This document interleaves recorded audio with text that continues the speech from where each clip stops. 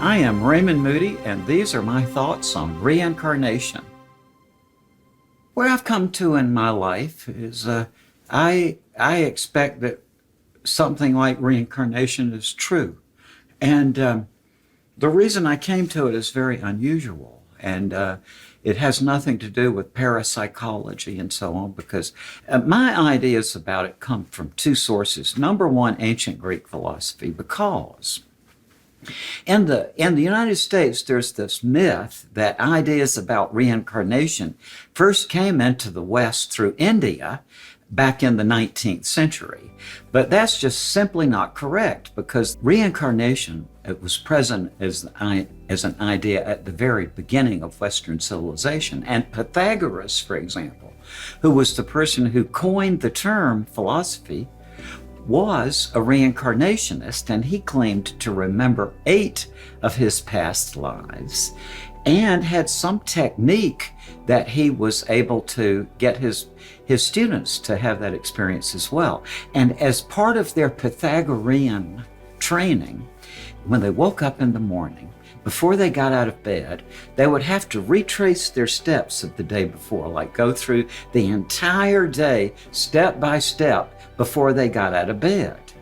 And then if they mastered that, then they would have to go back one day further than that, the day before. And the reason for this training was they felt that if they could so exquisitely train their memories, then when they got into the situation of choosing their next life, they would remember what they had picked up in this life to be able to augment it.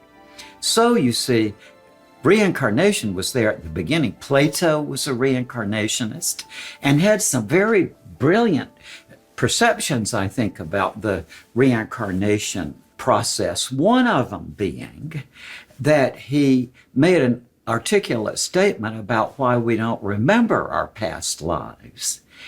And what he did was he formulated it in terms of an experience that every one of us has had. And it's called in psychology an event boundary. What an event boundary is an event boundary has to do with the fact that the mind puts things into little packets for processing. And when you get out of that packet, you may not have access to that information. And the most common example is that you're in the living room and you think of something you want to get in the kitchen. So what happens as soon as you go through the doorway into the kitchen, you forget what you came in there for. And that's an event boundary. And Plato articulated how that is involved in the reincarnation experience. So that was one input to me. And the other has to do with my wonderful adopted children. And I should explain that my wife and I don't attend religious ceremonies. We don't take the kids to any religious things. And also, we don't talk about life after death.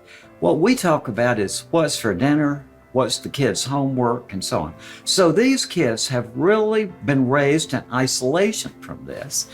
And the way they found out eventually that I had anything to do with life after death was looking me up on the internet.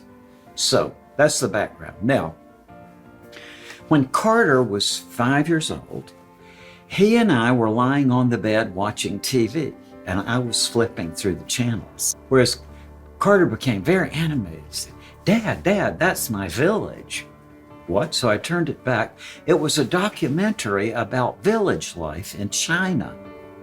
So Carter said to me, yeah, that's my village. And he could tell that I was confused. And he said, yeah, before I came to you and Mom, I was in China with my other mom and dad and my brothers and sisters. And then he could tell I was still confused. So then he said, yeah. And he said, then I was up in the trees looking at you and Mom down lying in the grass.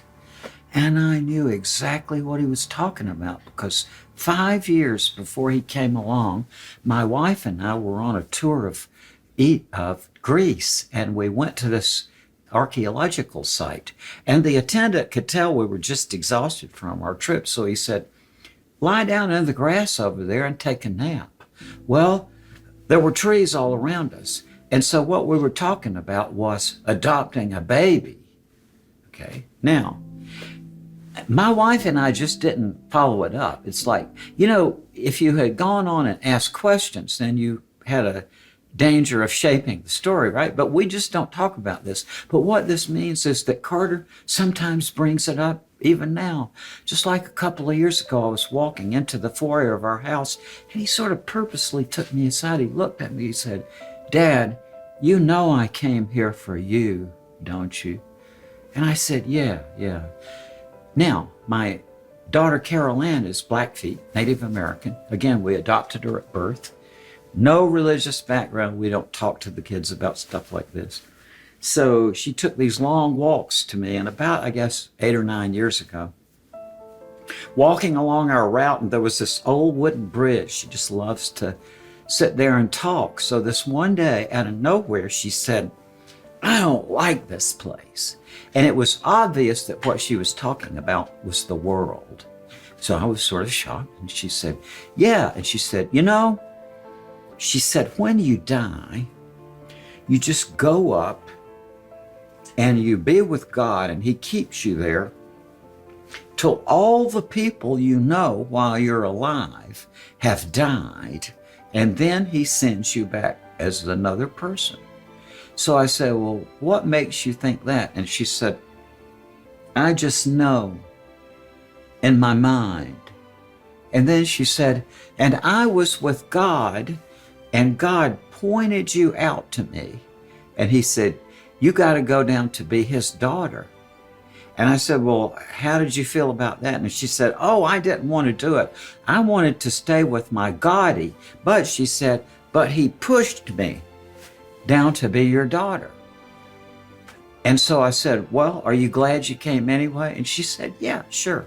Now, again, we don't follow these things up. But what that means is eventually when I took my daughter to Japan about a year ago, and I heard her at another table holding forth about this, and she told this to the people on the table. So I think that there's reincarnation, because that's what my kids have told me. And I really believe them, because believe me, when you have a kids when you're in your 50s, you observe. It's you really do. It's very difficult to define the essence of what we are, that inner thing that we identify as ourselves. And maybe because it's so basic to us that there's not many words for it, right? I mean, it's just at the rock bottom. You can't get much further down in your analysis than that basic rock bottom sense of self-identity you have. And there aren't any good words for it. I think of it as that what I consist of is a conscious locus, as it is, a sort of locus of intense personal identity that I regard as myself, and that it is the subject that I am talking about when I say the word I, for example, and that it is the entity that is persisted through this life story that I've lived. However, to get it beyond that becomes more confusing, because granted, let's say that I've been reincarnated, then what is the relationship between that conscious self that I am now and the conscious self that inhabited some other life in some previous century? So, I just don't know the answer to that, but I'm constantly grappling with it and trying to figure it out. But some of the greatest philosophers have said that it's entirely an illusion. I think that's what they think in Hinduism too, isn't it? That our sense of self is just really illusory. If it is an illusion, it's the most persistent illusion, because even when everything else kind of turns out to be a dream or illusion, at least you feel like that you are you. That was the whole point of Descartes, like he was trying to find a premise that nobody could deny. So what he found in it is, as long as I am thinking, I think I am. It's like, if I'm thinking, I am. But then to try to define in simple terms what that thinking is, or that conscious process is very difficult.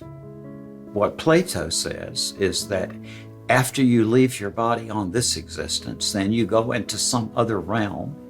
And after some length of time has elapsed on this earth plane, for some reason you choose to go back. And according to Plato anyway, there is a conscious process in selecting the life that you're going to lead, and that you consider different alternatives, and then that you choose someone that I gather that you would feel that you would learn something from. On rare occasions, people who have near-death experience will see something that relates to a previous life.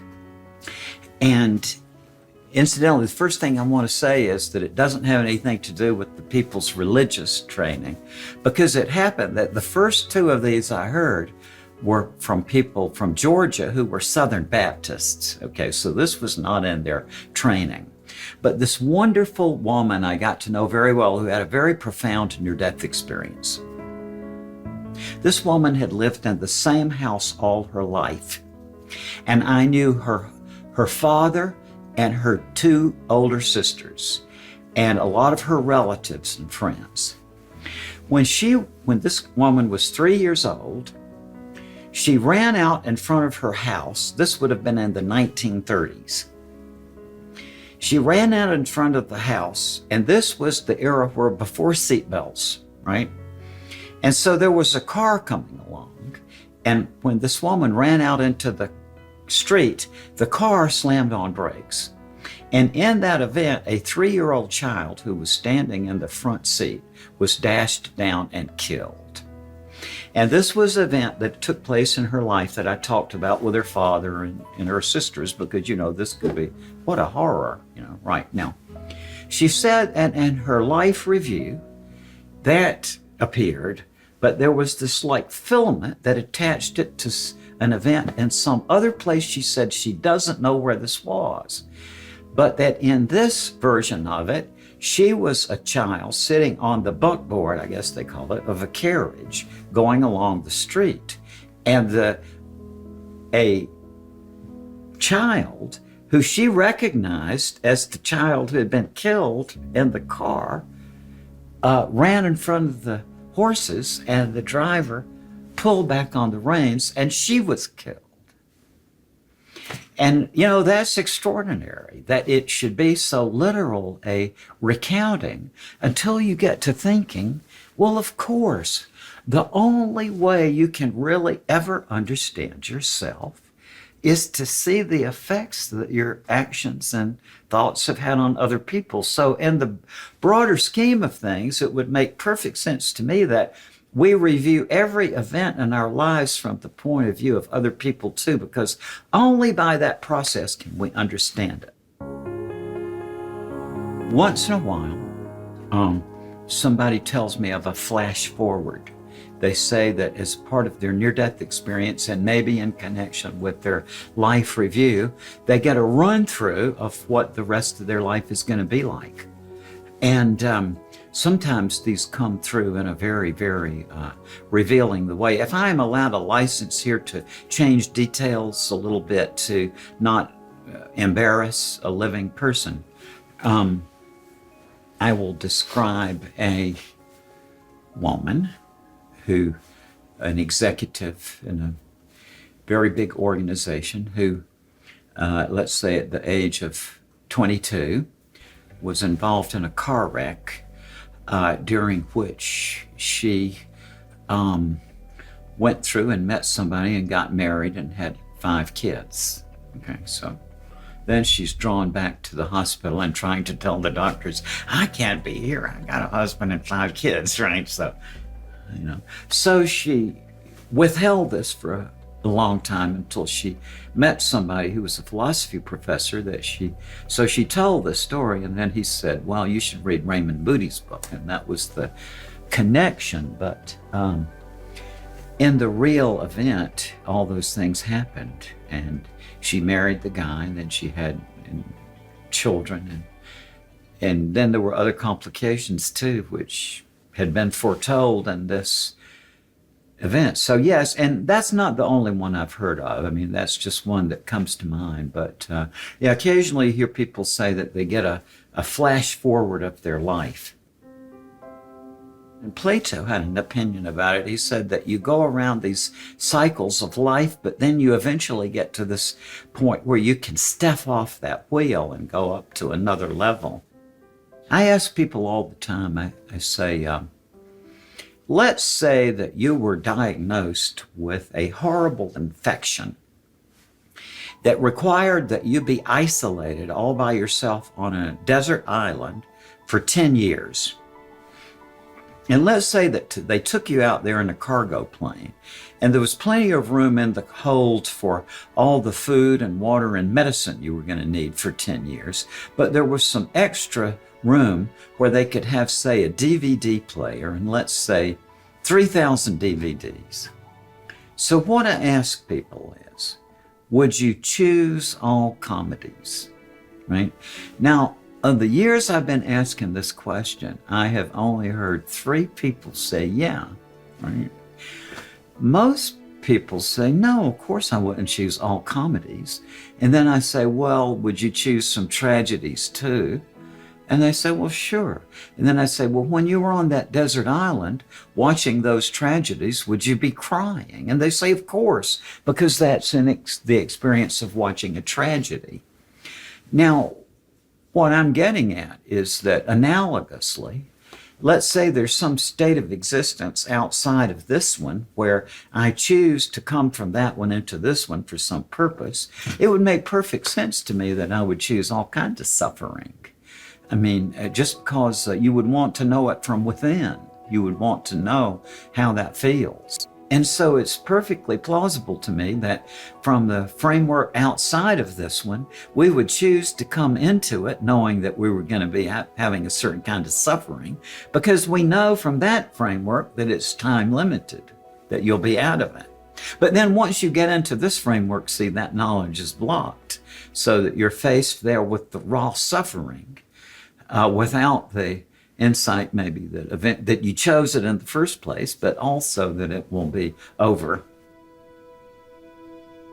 I've done a lot of those past life regressions with my students, not because of my own interest actually, but in 1985 when I was teaching in this university, there was a sort of fad about that, and my students wanted to know how to do it. So over a period of years, I gathered, I don't know how, a couple of hundred people I guided through these past life regressions. And I will say, number one, that it really set me back on what I had thought about. Because, you know, what people say is that, number one, these are all very hysterical and suggestible people. And number two, everybody is always either Napoleon or Cleopatra. Those are the things that I thought about this. But then when I started doing it, it's really interesting because all of the people I guided through it, nobody was ever about anybody exceptional or historic. These were just very workaday, plain lives and different cultures and so on. And I had my friend who does this guided me through it. And I was completely startled by it because it was totally different from what I had imagined. This was like hyper photographic. This was more clear than in a photograph. But also I had this really interesting double perspective. Like I could look at these images and I could say, well, now I'm going to go into that and see how it was like from the character's point of view. But then I could switch out and I could watch that character who identified as me doing it. So it was like you could come in and out. I gather that there must be ways that you can tap into these memories of past lives. However, I do respect the Tibetan tradition that says you probably better leave it alone. And the reason is, Plato said a similar thing. You know, if at every moment in our waking life we were flooded with all this information from past lives, it would make it more difficult to concentrate on this task at hand. My research and thought over 50 plus years suggests to me that basically what a human being is a conscious entity that really appreciates narrative and story. Because what are you but your story? And I think the essence of the identity of a person is that person's life story. I sure hope that my children remember me favorably. That's what I want to be remembered, as a good father, with all my failings in it. But to me, it's entirely personal. My kids and my grandson is how I would like to be remembered. In terms of professionally, I would like to be remembered as a scholar is, that I would say that this guy, Raymond Moody, took 2,300 years of assumptions about nonsense and turned them around and showed that meaningless, unintelligible language is not something to be reviled and debunked, but rather is something that can be a key to the understanding of consciousness itself. So I would like to be remembered as the student of philosophy, because I don't like to call myself a philosopher, a student of philosophy who figured out how to think logically and intelligibly about things that are meaningless and unintelligible.